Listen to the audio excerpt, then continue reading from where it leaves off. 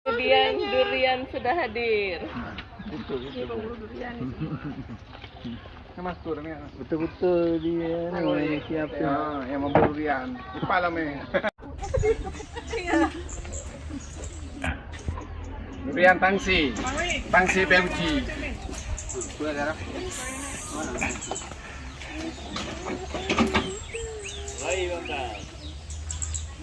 Tun ya, tun.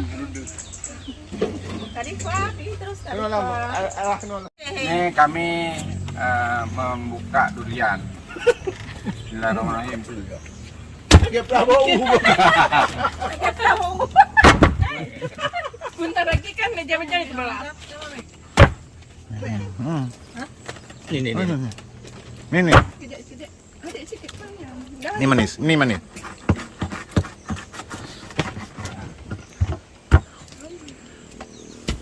Kamu ya? Sekarang yang nama meh hijau ke mana? Prabowo ni dia Prabowo. Cik Win tu kan hijau ke mana yang ada? Musuh. Aja mana? Enggak, ini yang bagus. Nak betul lah rasa Ya, durian ambil. datang kat Didik. Sikit. Coba. Ada jangan duduk, jangan di pangku Dik. Yang bagus ambil, yang bagus. Senang. Ini ada satu lagi ni bang. Aku ya. Ani, aku lah. Tak apa ke? Abang. Ome. Hitam. Cari yang double aja.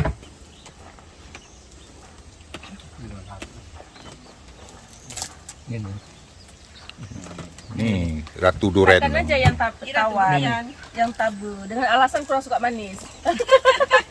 Saya kurang suka yang manis-manis. Makan yang tabu. Dia ada alasannya. Oh, itu lagi buka. Sama siapa? Sama. Sama kita durian. Dia tunggu nak. Ya. Tunggu ya. Musim bro. Yang udah ke? Baru musimnya. Ada lalu kita. Sini ya. Baru musim.